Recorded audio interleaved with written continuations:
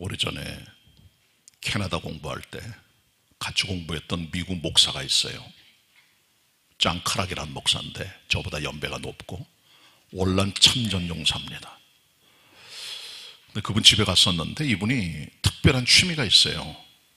마이너리그의 모자를 수집하는 겁니다. 세계 모든 야구선수의 로망은 메이저리그에 들어가는 겁니다. 엄청난 수익과 영광을 누릴 수가 있어요. 다 그거 되고 싶어요. 근데 이 목사님은 메이저리그 팀의 모자가 아니라 마이너리그 모자를 수집하는 겁니다. 왜 그러나 물어봤더니 메이저리그 너무나 많으니까 재미가 없다는 거예요. 마이너리그 모자를 수집하는 것이 취미라고 얘기를 하는 걸 제가 봤습니다. 전 미국의 프로야구가 메이저리그, 마이너리그 있는 것을 몰랐어요. 그분 얘기를 듣고 알았지. 메이저리그는 최고의 등급의 선수가 모이는 하는 무대입니다. 꿈의 무대입니다. 우리나라에 뭐 박천호, 추신수, 김병현, 유현진, 지금 뛰고 있는 김하성이라든가 이정우 이런 선수들이 메이저리그급 선수들이죠. 근데 더 많은 사람들이 마이너리그에서 뛰고 있어요. 마이너리그는 대개 5등급이 있습니다. 트리플 A, 더블 A, 싱글 하이, 그 다음에 싱글 루크입니다. 5등급 제일 높은 등급이 트리플 A입니다. 메이저리그 하다가 뭐 몸이 다치거나 컨디션이 안 좋아 떨어지면은 바로 트리플로 떨어져서 거기서 몸을 다시 만들어 메이저로 올라가기도 합니다. 그리고 트리플 A 있는 사람들은 메이저로 가는 게 꿈이에요. 그 소망을 합니다.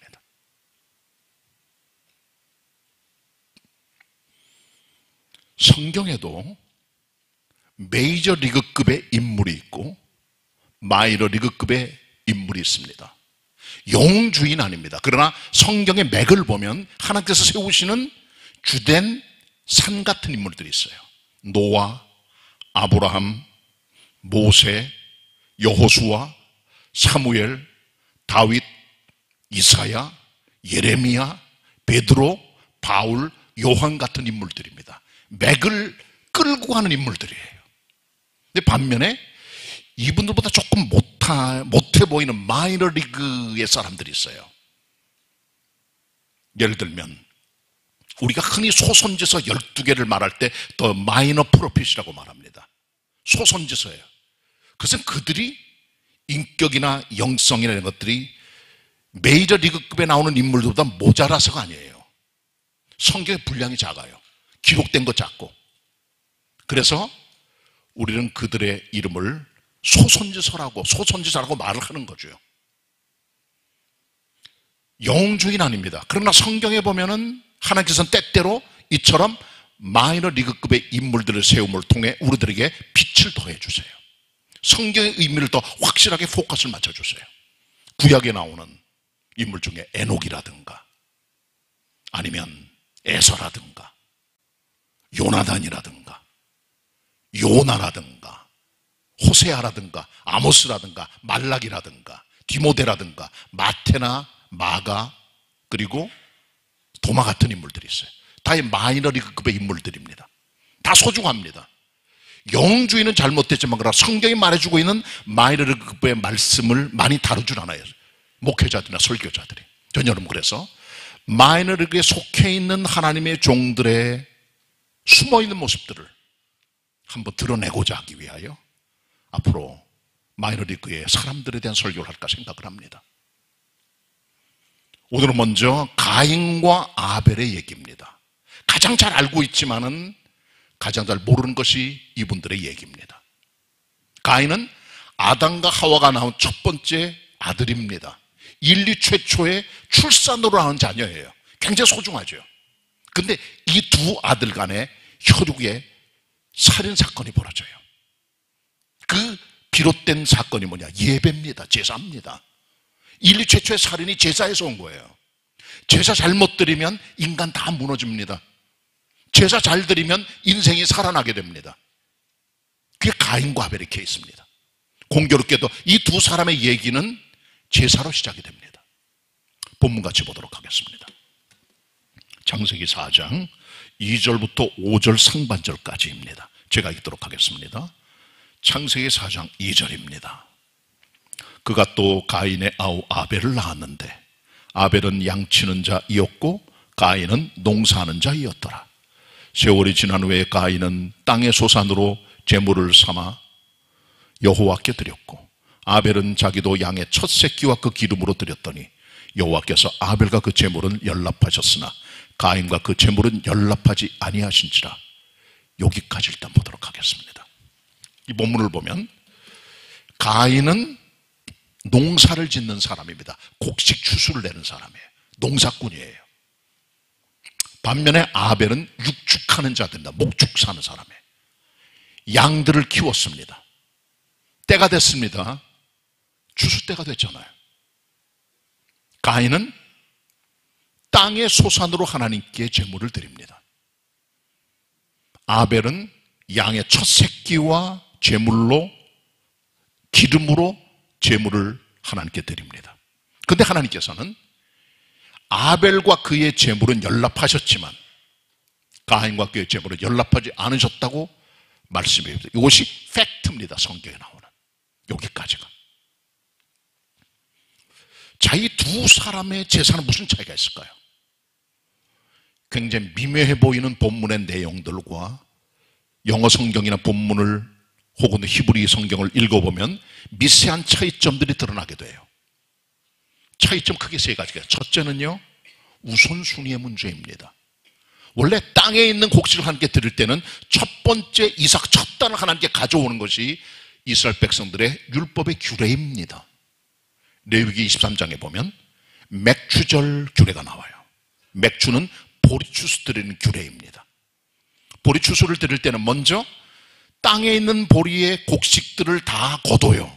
거둘 때 첫 번째 단, 첫 번째 이삭을 제사장께 가지고 옵니다. 그럼 제사장이 흔들어요. 요제 흔들어서 하나님께 드립니다. 그렇게 하기 전까지는 떡도 해먹지 않았고 곡식을 볶아 먹지도 않았고 생 이삭으로 먹지 않는 것이 주님의 규례니까 하나님 우선의 법칙입니다. 먼저 주님께 드리는 거예요.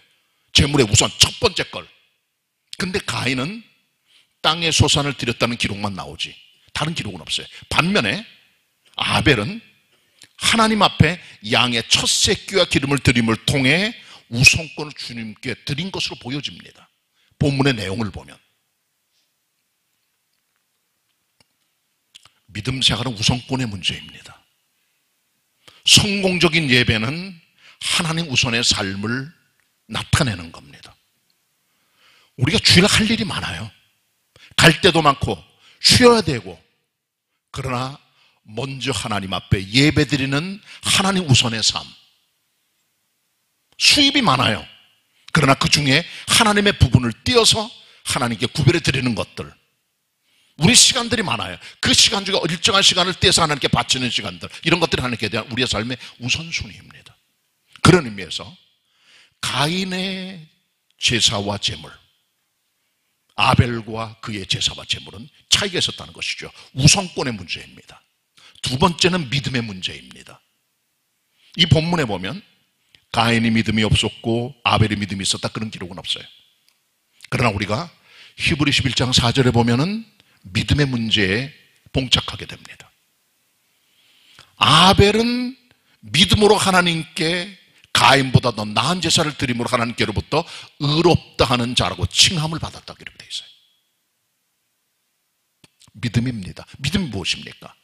믿음이란 하나님의 은혜가 내 안에 주어져 하나님께 나가 믿고 나아가는 우리의 마음의 태도입니다.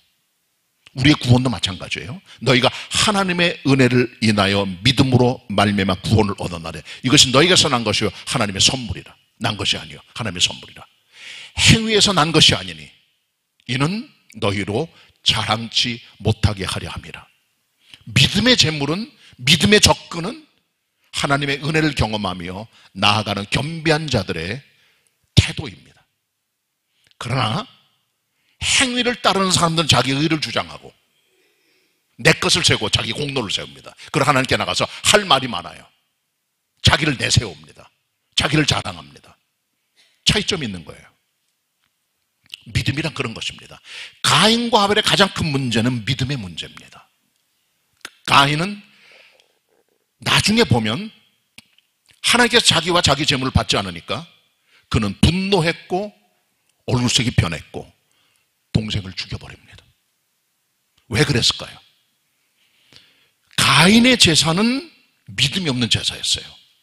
자기 중심에 자기 의를 내세우는, 자기 공로를 세우는, 그것을 하나님 받지 않으시니까 자존심에 상처를 받은 겁니다. 그의 제사가 잘못됨을 깨닫게 된 거죠. 성경을 통해 우리는. 그러나 믿음은 아벨의 것이었다는 거죠. 그는 동생의 죽임을 당했지만 죽음으로 자기의 의로움을 말하고 있다고 성경 말씀해 주고 있습니다. 이것이 아벨의 믿음입니다. 믿음입니다. 은혜 받은 사람의 믿음, 나아가는 자세, 이것이 둘 사이에 차이가 있었음을 우리는 알게 되는 거죠. 자, 마지막 세 번째는 피입니다. 피.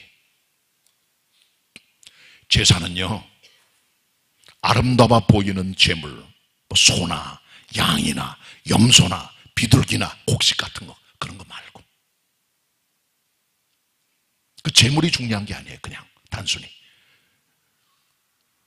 우리가 제사 지낼 때 우리 겉모양을 볼 때가 많아요. 아름다움을 탐구하고, 요즘 보면 뭐 아름다운 성가대, 오케스트라, 팀파니, 찬양팀, 아름다운 노래, 아름다운 선, 아름다운 곡조, 깔끔한 설교, 성도들이 경험하는 은혜들. 근데 문제는 뭐냐면 피가 있어야 돼요. 피. 보혈입니다. 제임스 몽고베리 보이스 목사는 가인과 아벨의 제사의 결정적 차이점을 피에 두었다는 거죠. 가인, 피가 없습니다. 피의 제사가 없어요. 하나님께서는 이미 아담과 하와가 에덴 동산에 있을 때 그들에게 가죽옷을 지워 입혀주셨어요. 그들이 죄를 지고 나니까 부끄러움을 알게 되고 수치를 알게 되고, 하나님께서는 그들의 모습을 보셨죠.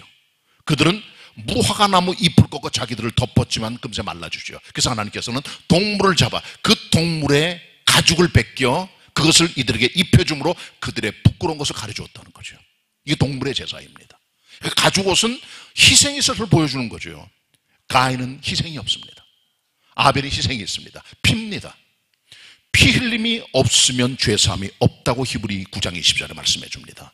피가 흘려질 때 죄 용서가 되고 하나님께 나가는 접근이 되는 거죠. 하나님께 나가는 모든 제사는 가장 기본적으로 피입니다. 동물을 잡습니다. 잡은 동물의 피를 흘려 하나님의 제단에 뿌립니다. 고기와 기름은 태워 하나님께 드립니다. 기쁜 그 냄새를 맡으시라고. 기본이 피예요. 피를 통해 주님께 나가는 접근의 통로가 되는 겁니다. 피가 없다는 거죠. 아무리 멋진 예배, 아무리 훌륭한 예배라도 피가 없다면 예배는 잘못된 예배라는 거죠. 그리스도의 보혈, 죄 용서, 하나님의 아들의 속죄의 은총, 어린 양 그리스도 예수의 우리를 향한 구속의 은혜, 이게 들어가야 된다는 거예요. 모든 예배 속에는 그리스도의 보혈, 그 피가, 십자가의 은혜가 나타나야 된다는 겁니다. 이게 없다는 겁니다. 이게 제임스 몽고리 보이스 목사의 이 본문을 주세하는 시각입니다. 우린 본문을 주의 깊게 봐야 돼요. 하나님께서 가인과 그의 제물을 연락하지 않으셨지만 아벨과 그의 제물을 연락하셨다는 거죠. 제사는 제물이 중요한 게 아니에요. 하나님께 드리는 예물들, 그 액수들, 우리의 마음가짐들 다 좋아요. 그러나 중요한 것은 그 사람입니다. 네가 누구냐? 어떤 존재냐? 하나님 앞에 누구냐 대체? 내가 가인이냐 아벨이냐? 내 마음이 어떤 존재냐? 어떤 인격으로 살아가느냐? 하나님 앞에 믿음이 있느냐 없느냐? 이게 중요한 거예요. 그래서 성경은 제물 이전에 그 사람을 주님 받으셔야 돼요. 사람이 연락 안 되면 제물은 허한 겁니다. 아무 의미가 없는 거예요. 제물을 바치는 것을 만족하시면 안 돼요. 내가 주님 앞에 서 있는가를 물어봐야 돼요. 내 인격이, 내 믿음이, 내 태도가, 내 마음이, 내 영혼이 바로 서 있는 주님 앞에. 그게 연락될 때 제물도 연락이 되는 겁니다. 우리는 여기서 두 사람의 큰 차이점을 발견하게 되는 겁니다. 예배에는 그리스도의 피가 있어야 돼요. 설교에는 그리스도의 보혈이 흘러야 돼요. 그게 우리를 정결하게 하고 하나님께 나가는 접근의 통로가 되는 겁니다. 자, 우리는 이제 이 본문을 보면서 한 가지 중요한 사실을 짚고 넘어가야 돼. 그건 바로 뭐냐면 아담과 하와가 낳은 가인이 어떤 존재였는가 하는 거죠. 가인의 이름의 뜻은 얻었다는 뜻입니다. 그 성경은 말하기를 아담과 하와가 동침하여 아들을 낳아 그 이름을 가인이라고 불렀다. 이는 여호와로 말미암아 내가 득남했다, 그런 뜻이에요. 내가 아들을 얻었는데 하나님을 통해 얻었다는 거죠. 하나님의 선물로 받았다는 거예요. 1절 같이 보겠습니다. 이 1절의 말씀은 오늘 창세기 4장 읽어내는 굉장히 중요한 분수령이 됩니다. 같이 읽겠습니다. 한 목소리로 시작. 아담이 그 아내 하와와 동침하매 하와가 잉태하여 가인을 낳고 이르되 내가 여호와로 말미암아 득남하였다 하니라. 가인의 이름의 뜻은 얻었다는 뜻이죠. 뭘 얻었다는 겁니까? 하나님으로 말미암아 득남했다는 거예요. 히브리 원어를 잘 분석해 보면 이 본문은 여호와로 말미암아 득남했다는 말이 아니라 내가 여호와를 얻었다, 하나님을 낳았다. 조금 이상해 보이죠? 정서가 이상하잖아요. 우리하고 다르잖아요. 히브리의 정서입니다.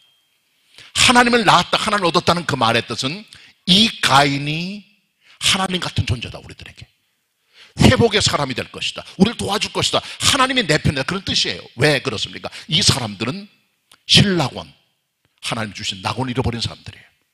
하나님께 범죄하고 쫓겨났습니다. 그들은 기대합니다. 이 아들 가인이 우리를 이끌어 구원과 회복과 은총으로 이끌 것이다 라는 기대와 소망과 그런 마음들이 여기 들어있는 거예요. 그러나 이름 뜻대로 되질 않았습니다. 이 가인이 인류 최초의 살인자가 된 거죠. 이 본문은 뭘 보여줍니까? 모든 인간들에게서 선하고 착하는 가능성을 완전히 차단하고 폐쇄하는 하나님의 우주적인 선언입니다. 아담과 하와의 첫 번째 아들이 살인자예요. 살인의 피가 아담과 하와 안에 흐르고 있었다는 거죠. 그 피가 그들에게 전수가 되어 DNA가 들어간 거예요. 여러분의 자녀들이 있습니까? 그 안에 살인의 피가 다 있는 거예요. 그 안에 안 보여도 그게 배태된 그 씨앗이 있어요. 살인의 씨앗들이. 가인처럼 인간들은 하나님 표현해 볼 때 불가능의 존재다, 구제불능이다, 전적 타락의 존재라고 하나님께서 우리들에게 임박음을 하시는 거죠. 로마서 3장. 모든 사람은 거짓되되 하나님은 참되시다. 모든 사람은 다 죄로 가지만 하나님 한 분이 의인이시다. 모든 사람이 죄를 범했으며 하나님의 영광을 이루지 못한다고 하는 인류에 대한 하나님의 공적 선언입니다. 너희들이 죄인이라고, 아담과 가인의 후손들이라고, 너희는 그 배태된 죄악의 씨앗을 보라고 말씀하고 있는 거예요. 이 본문을 통해서 하나님께서는 그들의 기대, 그들의 소망 다 끝났습니다. 왜? 아들 가인이 살인자가 된 거예요. 인간 안에 어떤 선함도 어떤 의로움도 없다는 사실을 인식하는 거기서 믿음이 출발되는 거예요. 난 정말 아무것도 아니로구나, 난 살인자 같은 사람이로구나 라는 걸 깨닫는 순간 하나님께 우리의 눈길이 올라가게 되고 우리의 마음이 주님을 향하게 되는 은총으로 이끌게 되는 빛이 되게 되는 겁니다. 자, 우리는 가인의 응답하는 모습을 여기서 봐요. 5절 하반절입니다. 같이 보도록 하겠습니다. 6절까지입니다. 5절 하반절부터 6절까지 제가 읽겠습니다. 가인이 심히 분하여 안색이 변하니, 6절 같이 봅니다. 시작. 여호와께서 가인에게 이르시되 내가 분하여 함은 어찜이며 안색이 변함은 어찜이뇨. 아멘. 하나님께서 가인과 그의 제물은 연락지 않으셨어요. 그러나 아벨과 그의 제물은 연락하셨습니다. 가인은 자존심의 상처를 받았어요. 자기 걸 받으실 줄 하나님께서 나름대로 최선을 다했고 아름다운 제물을 드렸습니다. 하나님 안 받으셨습니다. 그럼 분노하게 됩니다. 왜 분노할까요? 분노 어디서 오는 겁니까? 특별히 한국 사람이 분노가 많대요. 앵거라고 하는 거. 이 본문을 보면 가인이 분했다고 말합니다. Very angry. 그 안에 화가, 그 분노가 커졌다는 거예요. 그리고 얼굴색이 변합니다. 얼굴색이 변했다는 말의 의미는 냉정심과 이성과 평정심을 잃어버렸다는 거죠. 이 죄를 짓고 나서. 이게 가인의 모습입니다. 지난번에 우리 월요 목회자 강의하러 왔던 신기영 목사님이 강의하면서 이 시대를 어떤 분의 얘기를 들어서 분석했습니다. 이 시대는 헝그리 사회에서 앵그리 사회로 바뀌어졌다는 거예요. 헝그리 사회는 배고픈 사회, 먹지 못하는 사회. 지금은 앵그리 사회, 앵그리 소사이어티가 됐다는 거죠. 다 분노해요. 지금 운전하다가 운전자끼리 부딪히면 분노하고, 부부간에 분노하고, 부모와 자녀 사이에 분노하고, 화를 내고 까칠하게 하고, 교회에서 서로 분노하고, 일 때문에 서로 분노하고, 직장에서 분노하고, 학교에서 분노하고, 지하철에서 분노하고, 길거리에서 분노하고, 시장바닥에서 분노하고, 동창회 만나도 분노하고, 다 싸우고 욕하고 나중에 비난하고 나중에 죽이기까지 해요. 요즘 끔찍한 사건이 벌어집니다. 다 앵거가 많아요. 그 안에 화가 많은 거예요. 전부 다. 아버지 죽이고 창문에서 뛰어내리질 않나. 그 앵거가 많아요. 그 속에. 코리안들이 가지고 있는 앵거는 SNS에 나타난 응답에서 볼 수 있다. 악플과 선플이 있어요. 악플은 나쁘게 얘기하는 거, 선플은 좋게 얘기하는 거. 한국인들의 SNS에 나타난 악플과 선플의 비율은 악플이 4시고 선플이 하나라는 거예요. 80%는 남은 욕하고 비난하고 난리를 쳐요. 그러나 20%만이 보듬어주고 좋게 말한다는 거죠. 코리안들은 앵거로 가득 차 있어요. 비정상적 사회라는 거죠. 그 일본은 하나님 안 믿는 사람들이에요. 근데 그들은 선플이 80%, 악플이 20%, 4대1이라는 거예요. 우리랑 정반대입니다. 네덜란드는 악플이 9, 선플이 하나. 90%는 선플을 달고 10%만 악플을 단다는, 이 코리안들이라는 거예요. 왜 이런 사회가 됐는가, 우리들이 대체. 일단 기본적으로 한국 사회는 좁아요. 여러 가지 사회학적으로, 정신분석학적으로 인간들의 화를 이해할 수 있어요. 분석하고. 그러나 가장 기본적으로 우월, 이기고 싶은 거예요. 전부 다. 지기 싫어요. 지면 자존심 상하고, 비교의식 때문에 열등감 생기고, 거기서 갈등이 생기고, 분노하게 되고, 화를 내게 되고, 싸우게 되고. 이게 전 사회적인 현상이죠. 비정상적 사회가 대한민국 사회라는 거예요. 다른 어떤 나라에 비해서 상대적으로 그렇다는 거죠. 여기서 우리가 프로이드나 융에 대한 얘기를 할 필요는 없어요. 가장 기본적으로 이 앵거가 어디서 오는 건가? 그는 우리 속에 뿌리 박은 가인의 DNA입니다. 어떤 분들은 과거의 트라우마가 어떻고, 과거의 무의식 세계가 어떻고, 과거의 상처가 어떻고 얘기를 해요. 그럼 그거로 다 책임을 돌려던다, 그 얘기입니까? 거기다 책임을 돌려. 내가 가정이 그랬으니까, 배경이 그러니까, 부모가 그러니까 다 책임을 돌려버려. 나는 그럼요. 내 앵거, 내 분노 어디서 오는 겁니까? 여러분 속에 있는 거예요. 그거는요. 여러분 속에 있는 거. 그거는 아담 속에 내려왔던 가인의 피입니다. 그 피가 오래 있는 거예요. 영적으로 볼 때. 사회학적으로 심리 분석은 두 번째 문제. 그거는요, 분석할 수 있어요. 그러나 그 먼저 뿌리가 어디서 오는 겁니까? 인간 속에 있는 DNA가 그런 거예요. 이걸 뿌리를 뽑아야 돼요. 이걸 뿌리 뽑아야 돼요. 결국 이 사건 때문에 가인은 동생을 죽이고 맙니다. 비교의식, 자존심의 상처, 연락 안 됐다는 마음의 자존심, 상처받은 마음. 그는 비교했고 열등만에 빠졌고 동생을 죽여버리죠. 본문을 봅니다. 8절입니다. 8절 합독합니다. 다 같이 시작. 가인이 그 아우 아벨에게 고하니라. 그 후 그들이 들에 있을 때에 가인이 그 아우 아벨을 쳐 죽이니라.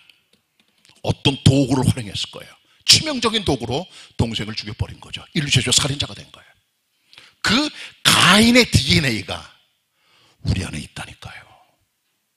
가능성이 있다니까요. 그게 사람입니다.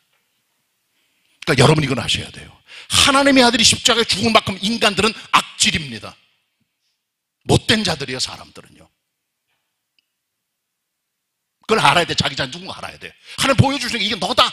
우리 현실과 현주소입니다. 이게 우리의 존재 가치입니다. 이게 지금 그걸 가르쳐 주시는 거예요. 내가 이런 존재 아니냐. 미움이 살인이에요. 요한일서 3장 15절. 미워하는 자 생명이 없다고 말했습니다. 그 말이 진리입니다. 이 앵거, 이 분노 어떻게 합니까? 주님이 다스려 주셔야 돼요. 십자가로 죽어야 돼요. 다른 방법이 없어요. 다른 방법. 소멸되지 않습니다. 성령이 도우셔야 돼요. 자, 그 다음에 어떤 사건이 벌어집니까? 가인이 죄를 짓고 낯을 들지 못해 하나님 앞에 고개를 숙이고 살아가는 거예요. 비극이죠. 군대에 영창에 들어가면 차려 자세가 달라요. 죄수들은 보통 우리 군대에서 차려하면 손을 바지 주머니 단에 딱 대고 목을 꼿꼿이 세워서 앞을 바라봐. 이게 차려예요.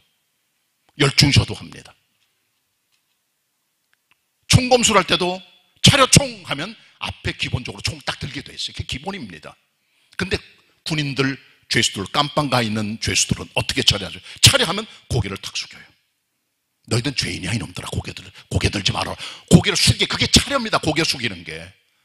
근데 낯을 들지 못한다는 이 말은 인위적인 법에 의해서 고개를 숙이는 게 아니라 자연적인 본능적인 어떤 인간 속에 있는 죄책감 때문에 고개를 숙이는, 고개를 들지 못하는 거예요. 왜? 떳떳하지 못하니까. 내세울 수 없으니까 자기를 숙이는 거예요. 어둠에 갇혀 사는 거예요. 그냥 폐쇄시키는 거예요. 자기 자신을. 죄를 지으면 사람이 낯을 들지 못합니다.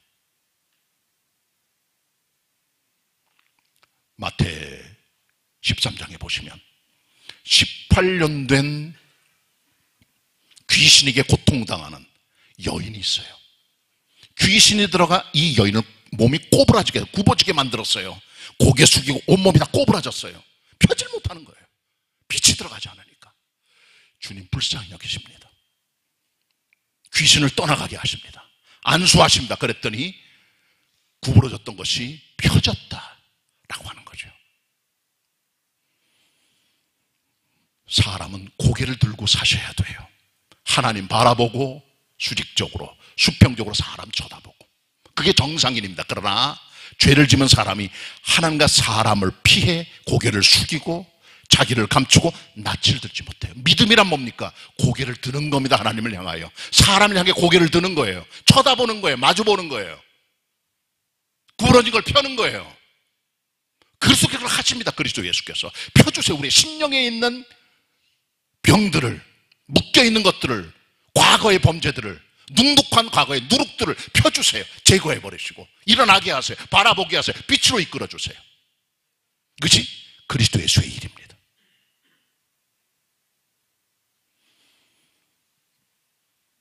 가인의 죄를 짓고 하나님께로부터 받은 또 다른 메시지가 있습니다. 그건 무엇입니까? 선을 행하지 아니하면 죄가 문에 기다린다는 거예요. 7절 중반절입니다. 두 번째 부분 7절 제가 읽습니다. 네가 선을 행하면 어찌 낯을 들지 못하겠느냐. 그리고 말씀합니다. 선을 행치 아니하면 죄가 문에 엎드리느니라. 죄가 문 앞에 딱 와서 서 있습니다. 사람의 마음은 문이에요. 문은 다 열어주시면 안 됩니다. 예수님 오실 때 문은 여셔야 돼요. 볼지어다 내가 문 밖에서 두드리노니 내가 문을 열면 내가 너에게로 들어가 너는 나로 들어오고 나는 너로 들어 먹으리라. 계시록 3장 20절 말씀. 문을 열어야 주님 오실 때, 하나님의 은혜가 들어올 때, 성령의 빛이 올 때 문을 여세요. 가슴 활짝 잡히고. 우리 마음은 문이에요. 그러나 죄가 올 때 문을 닫으셔야 돼요. 왜? 죄가 문 앞에 기다리고 있어요. 죄를 짓게 하려고. 우리 속에 들어와요.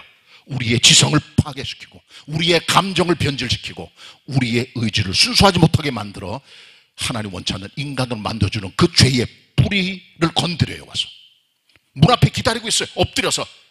그리고 바로 돌아버리는 거예요. 순식간에. 우리를 지배해버리고 맙니다. 선을 행하지 아니하면. 선이란 말은 그리스도 예수 한 분이십니다. 그분을 의지하고 그분 바라보지 않으면 바로 죄가 들어오는 거예요. 우리 안에 틈타는 거예요. 죄가 우리를 지배해버리고 마는 거예요. 죄가 왕노릇하는 거예요. 로마서 5장 말씀.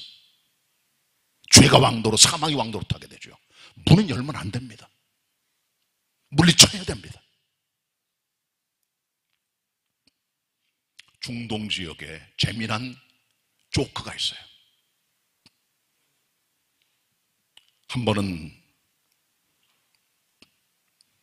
중동의 상인이 많은 낙타와 소와 양떼를 이끌고 다니면서 목축을 하는데 밤에 어떤 광야에서 기숙을 하게 되었습니다. 텐트를 칩니다. 근데 여러분, 중동 지역의 밤과 낮은 일교차가 몇십 도예요. 낮에는 뜨거운 떼약볕, 밤에는 추운 추위 엄청납니다. 자, 근데 텐트 안에 있는 주인이 밤에 잠을 자는데 소리가 들리는 거예요. 주인님, 이게 낙타 소리예요. 밖이 너무 추워요. 그러니까 제가 코만이라도 집어넣고 숨을 쉬면 안 될까요? 너무 추우니까. 코라도 따뜻하면 얼마나 좋겠어요. 주인이 안 된다. 아닙니다, 주인님. 코만 들어갈게요. 알았어, 귀찮으니까. 코만 들어와. 귀찮게 하지 마. 나 잔다. 계속 잠을 자고 있는데 소리가 들리는 거예요. 주인님, 낙타구나. 왜 깨워? 낙타가 말합니다.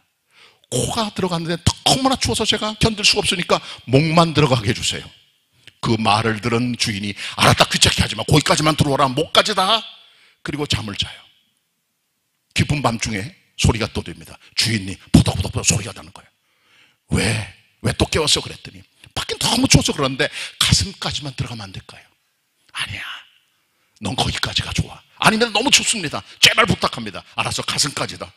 들어갔어요. 주인이 쿨쿨 잠든 한밤중에 소리가 나면서 텐트에서 이 주인을 낙타가 발로 차버렸어요. 주인은 텐트 밖으로 나가게 된 거죠. 소리가 들립니다.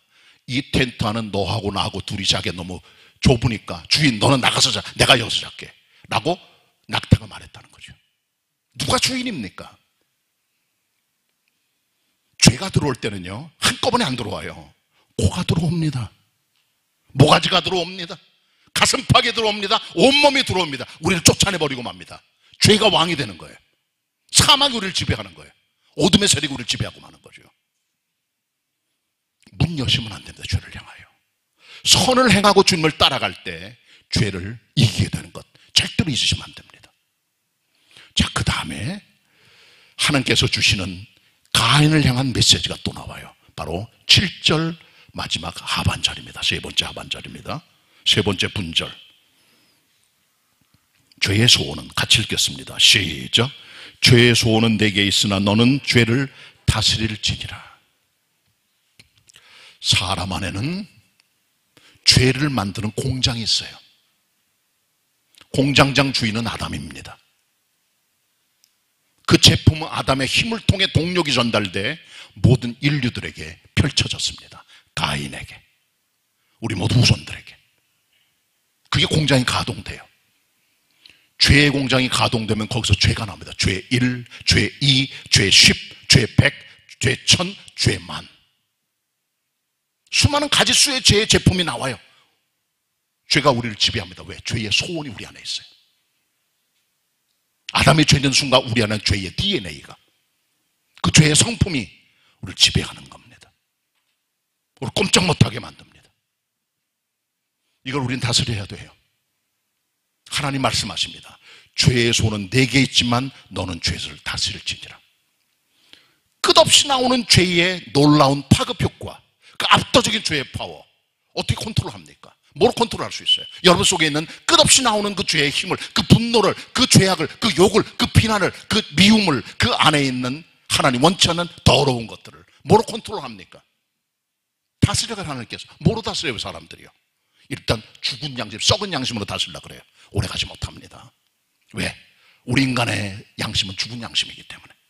교육, 교양, 가정부모의 배경, 학교, 자문, 훌륭한 사람들의 얘기, 사회적인 눈, 법적인 제재. 여러분, 사람에서 죄는 폭발력이 있기 때문에 이게 다이나마이트가 핵포탄에 힘이 있어요. 이게 터져버리면 법, 규범, 윤리, 가족 아무것도 다 던져버립니다. 그만큼 죄를 다스리기 힘든 거예요. 누구도 못 다스려 죄는요. 어떤 윤리도, 어떤 인간도, 어떤 대단한 사람도, 어떤 현자도, 어떤 성자도 인간죄 못 다루습니다. 그만큼 사람 속에 있는 죄의 소원은 엄청난 파워가 있기 때문에 그런 것이죠.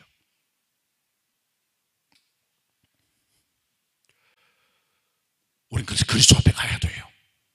죄를 다스릴 수 있는 유일한 분, 예수 그리스도이십니다. 주님 그래서 십자가에 돌아가셨어요.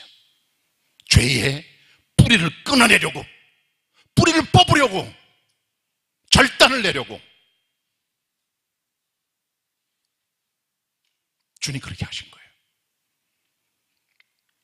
죄는 절대로 우리가 못 다스립니다. 어떤 사회적, 윤리적 규범으로 안 됩니다. 어느 정도는 가능하지만 그러나 결정적 순간이 되면 다 터져버리고 말아요. 인간의 본질이, 인간의 죄성이 그대로 나오고 마는 겁니다. 못 피합니다, 사람들은. 그리스도의 피입니다. 베드로 전서 1장 18절 19절 너희가 조상의 유전된 망령된 행실에서 구속된 것은, 우리는 조상인 아담 때부터 내려오는 유전돼 내려오는 DNA에 망령된 행실이 다 있습니다. 어떻게 잡습니까? 이 구속은 금과 은처럼 썩어질 것, 인간의 방법으로 안 되는 거죠. 어린 양 같은 예수 그리스도의 보배로운 피로 한 것이니라.